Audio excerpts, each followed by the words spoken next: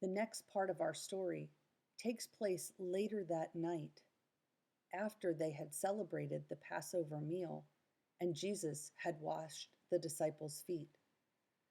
Here's the next part of our story called A Dark Night in the Garden.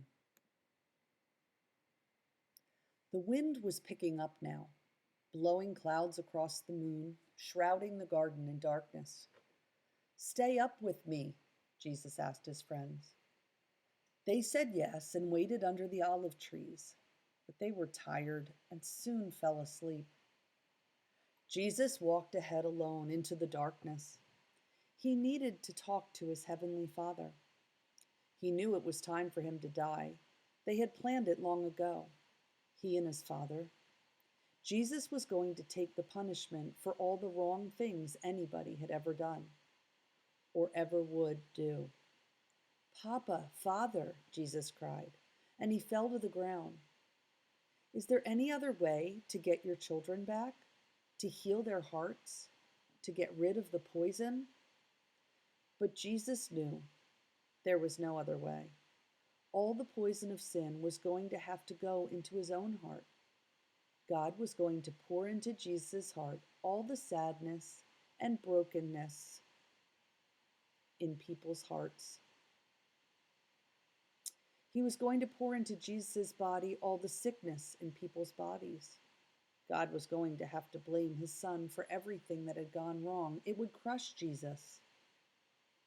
But there was something else, something even more horrible. When people ran away from God, they lost God. It was what happened when they ran away.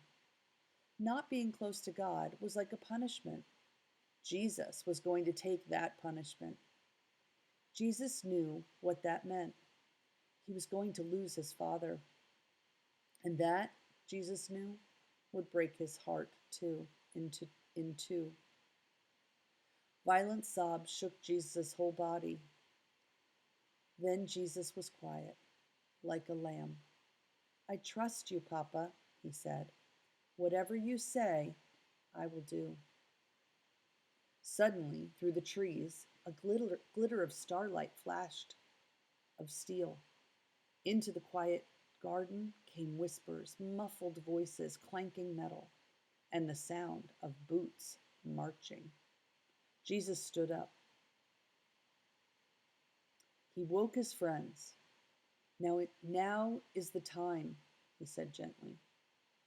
Everything was written about me.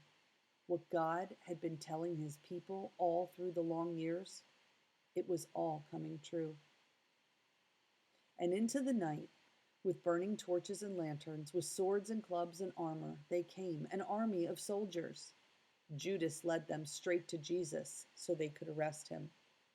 Jesus was waiting for them. Peter leapt up, took a sword, and tried to defend Jesus.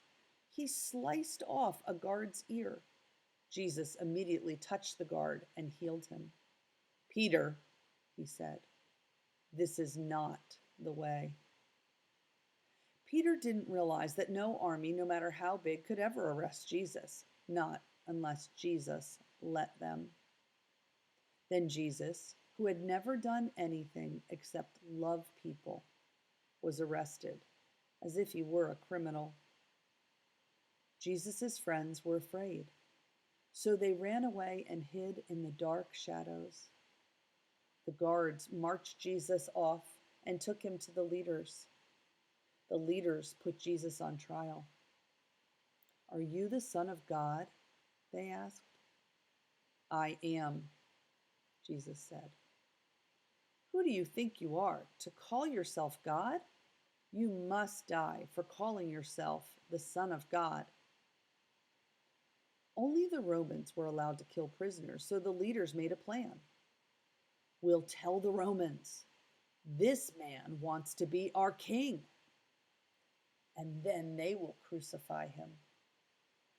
But it would be all right. It was God's plan.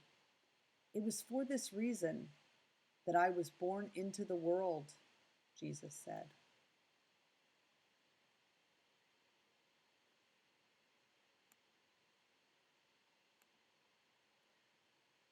We'll read more of what happens next, right after this.